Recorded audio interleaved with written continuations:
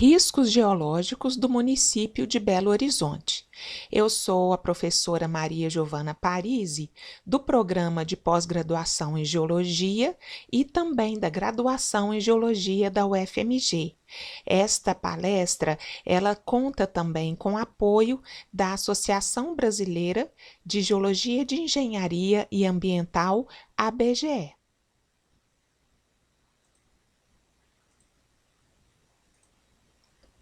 Aqui é só a localização do limite municipal de Belo Horizonte, onde é possível ver as cidades limítrofes do município, ou seja, que fazem parte da região metropolitana.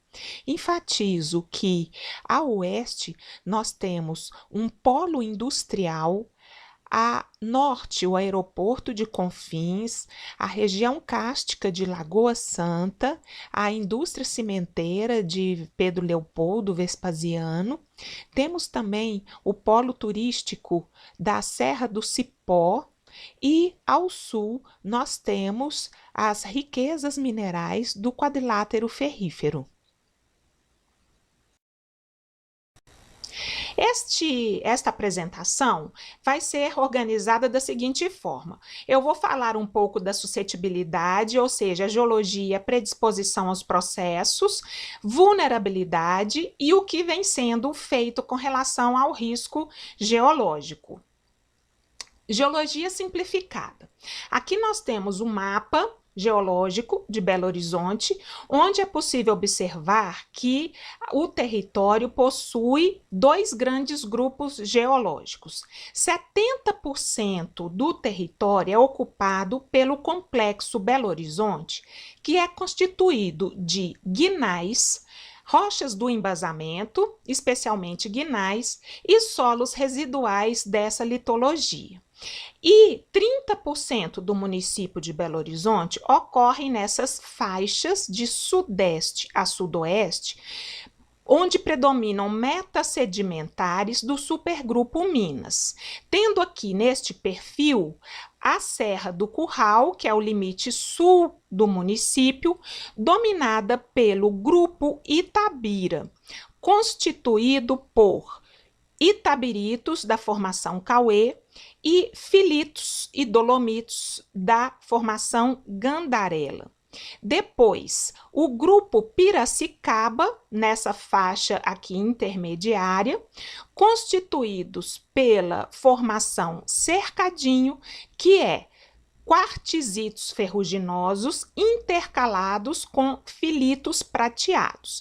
Observem que os itabiritos tornam o relevo mais proeminente, são as maiores altitudes da região, pela resistência à erosão dos itabiritos, e os quartzitos ferruginosos formam também subcristas muito comuns no território do município. Bom, em seguida, nós temos a formação fecho do funil com filitos e a formação é muito pouco espessa, quase não dá para ver na escala dessa figura, muito pouco espessa, a formação barreiro com filitos carbonosos e quartzitos da formação tabuões. Depois, em verde, o grupo Sabará com filitos e xistos. Essa área das metas sedimentares constitui as maiores elevações do município. E a depressão Belo Horizonte, como o próprio nome fala, constitui as áreas de mar de morros, colinas e alguns espigões onde há afloramento da rocha sand guinais, mas de um modo geral são mantos de intemperismo. Observem que as camadas mergulham para sudeste e essa orientação ela impõe vários tipos de escorregamentos que ocorrem. Aqui, sobre os solos, eu ressalto que na área da depressão Belo Horizonte predominam manto de intemperismo em perfil bem desenvolvido, de espessura também e grau de evolução pedológica variável, e manto de intemperismo pouco espesso ou rocha aflorante, especialmente em pedreiras antigas de gnais. Além disso, também temos colúvio.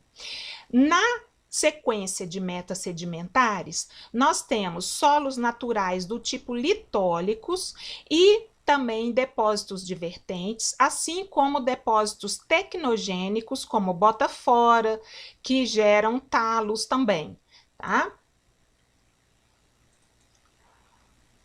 As sequência de metasedimentares, então ela impõe as maiores altitudes e declividades e uma drenagem em função da presença da Serra do Curral, que condiciona drenagem paralela, o que vai favorecer a formação de enxurradas bruscas na bacia do Ribeirão Arrudas. Já o complexo Belo Horizonte predominam as menores altitudes e declividades, e na bacia do Ribeirão do Onça, drenagem dendrítica condicionada pelo relevo tipo mar de morros e colinas. Aqui nós podemos ver esta observação, isso aqui é uma visão aérea de norte para sul, a câmerazinha está aqui, onde a gente vê a Serra do Curral, com maiores altitudes, junto com o grupo Piracicaba e o grupo Sabará, e aqui a depressão Belo Horizonte. Como vocês podem ver, essa divisão aí é um esboço apenas, né? Mas dá para ver a influência da geologia no relevo, e aí também na movimentação das águas. Aqui uma visão aérea de sul para norte, onde a gente vê o grupo Itabira na Serra do Curral, o grupo Piracicaba, Sabará e o Mar de Morros do complexo Belo Horizonte. Bom, a predisposição.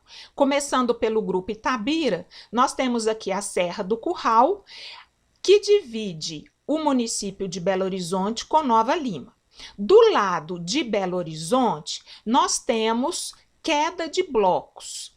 E, pelo fato das camadas mergulharem para sul-sudeste, no lado de Nova Lima, nós temos escorregamento planar. Aqui, escorregamento planar em Nova Lima e queda de blocos em Belo Horizonte. Agora, os grupos Piracicaba e Sabará. Nós fizemos descrição de descontinuidades e classificação de maciços rochosos em vários afloramentos da região, e foi possível, pelas investigações, ver que predominam no grupo Piracicaba filitos muito fraturados e alterados, intercalados com quartzitos ferruginosos um pouco mais resistentes. E no grupo Sabará, filitos e xistos muito fraturados e alterados. Aqui a gente vê as classificações dando rocha extremamente ruim, né? E também a orientação das descontinuidades, abertura, rugosidade, espaçamento. Bom, está chovendo, então nós temos suscetibilidade a escorregamentos. Os estudos da região revelaram que a maior parte dos movimentos de massa ocorre de maneira progressiva e não instantânea, dependendo das mudanças geométricas dos taludes e da alteração sofrida pelos materiais geológicos ao longo do tempo. Há uma forte influência da saturação. Então, esse modelo que mostra que existe uma suscetibilidade à ruptura em cunha.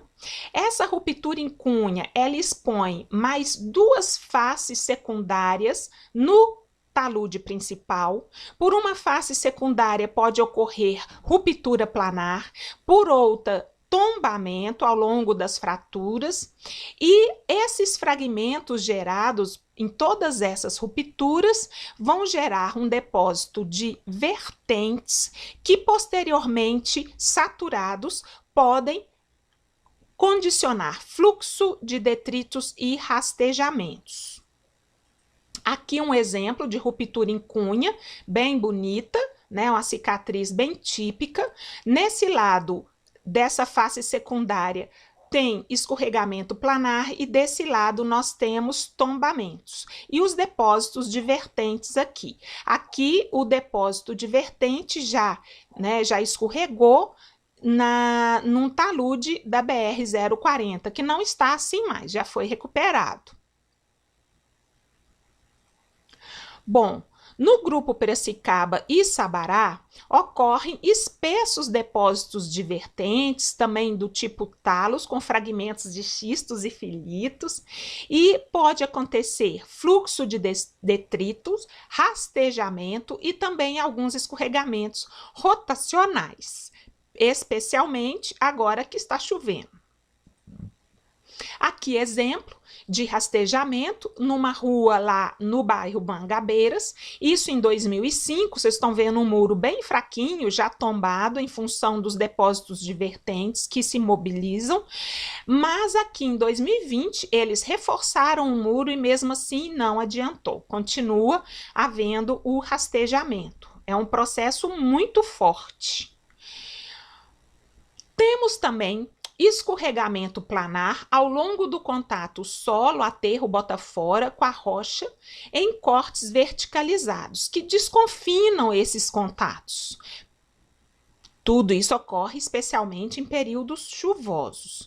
Aqui um exemplo, na Vila Taquaril, as casinhas, para serem construídas, os moradores fazem cortes verticais, jogam a terra descartada ao longo das vertentes, essa terra em contato com a rocha forma uma superfície de ruptura,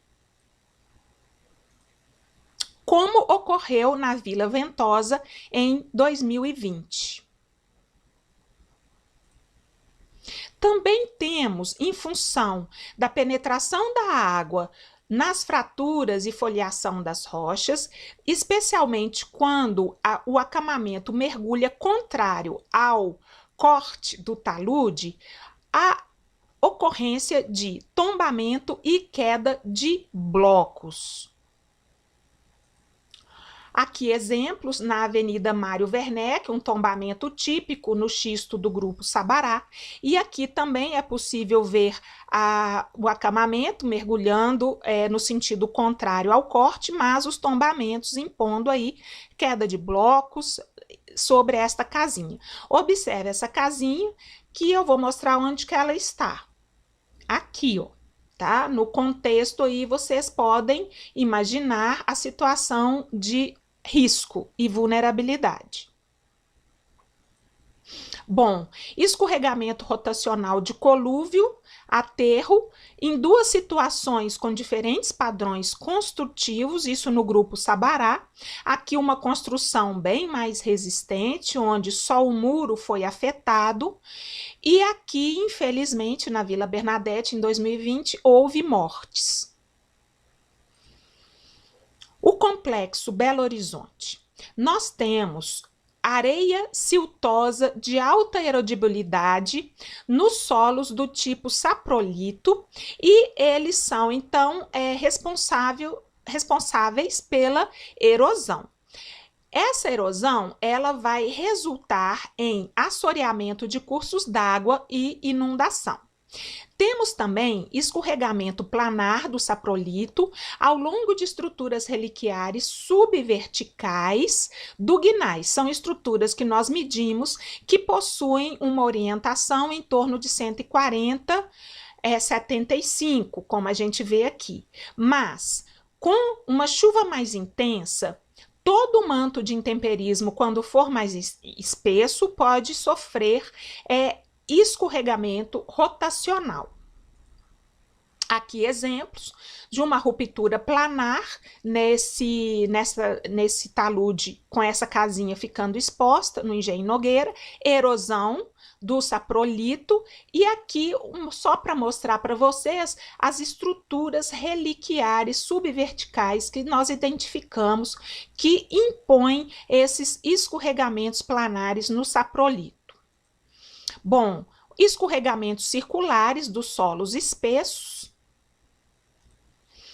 Queda de blocos, onde a gente tem exposição da rocha Sã, especialmente nas pedreiras de guinais abandonadas.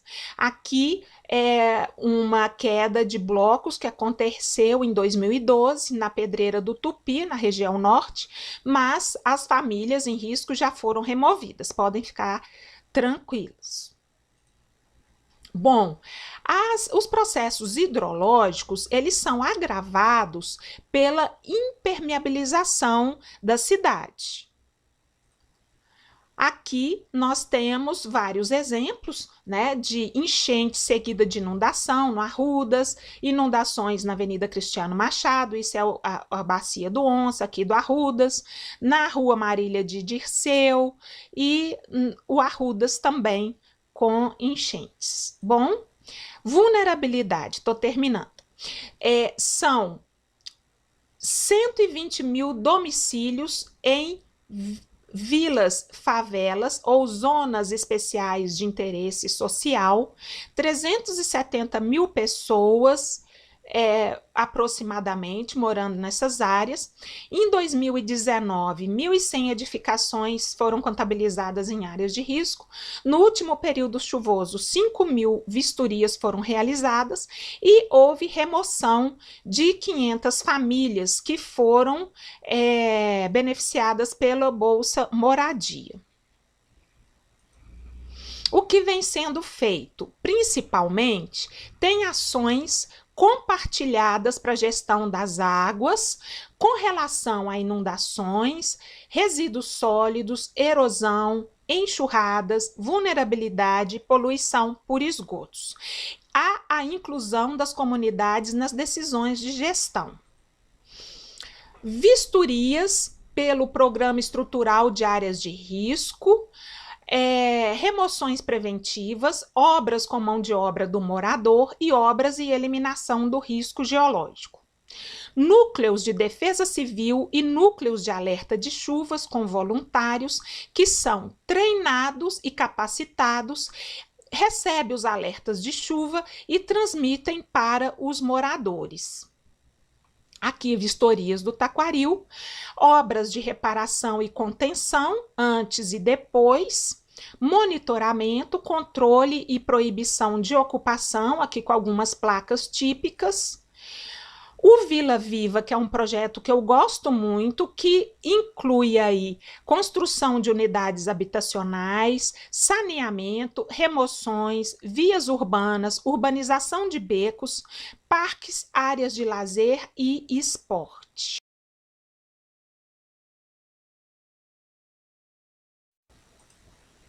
Muito ainda precisa ser feito para que possamos ter um Belo Horizonte sem risco para todos e o sol poder voltar a brilhar. Obrigada.